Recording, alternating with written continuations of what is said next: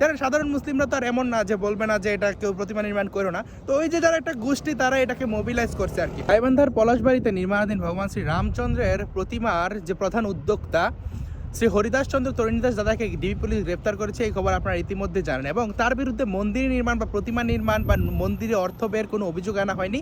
তার বিরুদ্ধে একটা হুন্ডি নেটওয়ার্কের অভিযোগ এনে গতকালকে উত্তরা থানায় মামলা করা হয়। পরবর্তী সময় তাকে ধরা হয় এবং এখন দেখেন এর মধ্যে কিছু মানুষ অপপ্রচার ছড়াইতেছে তিনি নাকি রয়ের এজেন্ট। আসলে এমন কোনো স্বীকারোক্তি এমন কোনো কিছুই না। আপনারা যদি নিউজ মিডিয়ার বরাতে দেখতে পান যে সবার আগে বলা হইতেছে তিনি নাকি মুসলিম ছিলেন, তাওহিদ ইসলাম, এই সেই এমন কাহিনী।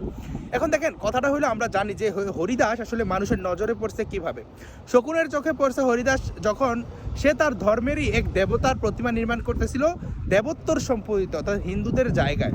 দেখেন আমরা আইনের প্রতি শ্রদ্ধাশীল, যে কোনো নাগরিকের আর্থিক উৎস দেখতে পারে সরকার, কিন্তু দেখেন প্রশ্নটা তখন ওঠে যে হরিদাসের সমস্যা হলো মন্দির নিয়ে, মন্দির কেন্দ্রিক। তাকে উত্তরায় হুন্ডির ব্যবসার যে মামলা দিয়ে তাকে গ্রেফতার করা হইলো এবং হরিদাস এটা বারবার বইলে আসতেছিল যে মন্দির সংক্রান্ত কোনো কেলেঙ্কারি থাকলে আপনারা দিন, রাম প্রতিমা সম্পর্কে কোনো কেলেঙ্কারি থাকলে আপনারা দিন, কিন্তু কোনো গোয়েন্দা সংস্থা তদন্ত প্রতিবেদক কেউ এটা দিতে পারে নাই। তাইলে যদি হরিদাসের মন্দির নিয়ে কোনো ইস্যু না থাকে তাহলে প্রতিমা নির্মাণ কাজ কাল থেকেই শুরু করা হোক। এই ব্যাপারটার সাথে যারা আসলে ভারতের স্ট্র্যাটেজি অ্যাড করে দেখেন একটা দেশ আরেকটা দেশকে দখল করবে, সে হরিদাসের মধ্যে একটা আগে আপনারা বলতেছেন বিতর্কিত তার অ্যাকাউন্টে এত টাকা পাঠাবে। হরিদাস আদালতে বলছে যে এই টাকার উচ্চ বিভিন্ন ধনাঢ্য যে পূর্ণার্থীরা দিছে মন্দিরের উদ্দেশ্যে, আপনারা চেক করে দেখতে পারেন। এবং সে নাকি ইন্ডিয়ান এম্বাসি থেকে 80,000 টাকা পাইছে, সেটা সে আগেই এই চেকও NSI DGF এর কাছে দিছে। দেখেন প্রথমত তো এই প্রতিমা নিয়ে সমস্যা ছিল যে তারা বলছে যে এটা মুসলিমদের দেশ, সেখানে হিন্দুরা কোনো প্রতিমা নির্মাণ করতে পারবে না। পরবর্তী সময়ে যায় তারা এটার সাথে সার্বভৌমত্ব ভারত অ্যাড করছে যেন এটাতে যারা সাধারণ মুসলিম আছে তারা এটাতে মানে ক্রেজ পায়। হ্যাঁ, যারা সাধারণ মুসলিমরা তো আর এমন না যে বলবে না যে এটা কেউ প্রতিমা নির্মাণ করো না। তো ওই যে যারা একটা গোষ্ঠী তারা এটাকে মোবিলাইজ করছে আর কি।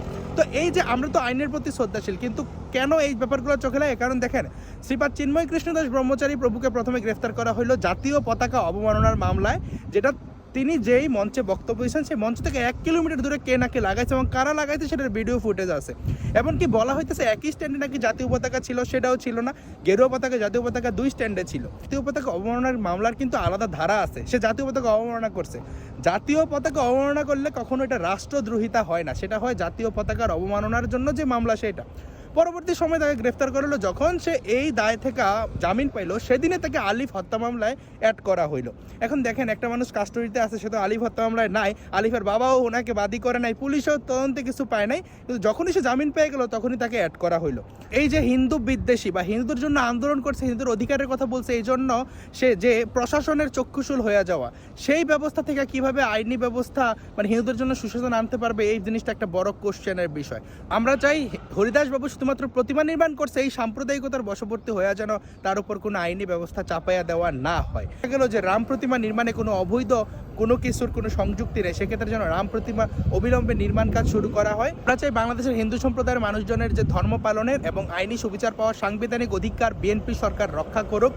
এবং আমরা এটাও চাই শ্রীপাদ চিন্ময় কৃষ্ণদাস ব্রহ্মচারী প্রভুকে যে রাজনৈতিকভাবে কলাকুশল করে আটকে রাখা হইতেছে সেটা বাদ দিয়ে যারা আলিফ হত্যার প্রকৃত আসামি, যেমন শরীফ নামের একজনকে খুব সম্ভবত সেই দিন ধরা হইল, তদন্ত সাপেক্ষে যেন তাদের বিচার নিশ্চিত করা হয় এবং যেটা সাম্প্রদায়িকতা বশত কোনো খুন না সেই জিনিসটাও যেন রিভিল করা হয়। ধন্যবাদ সবাইকে। ভিডিও ভালো লাগলে লাইক কমেন্ট শেয়ার করে পাশে থাকতে পারেন।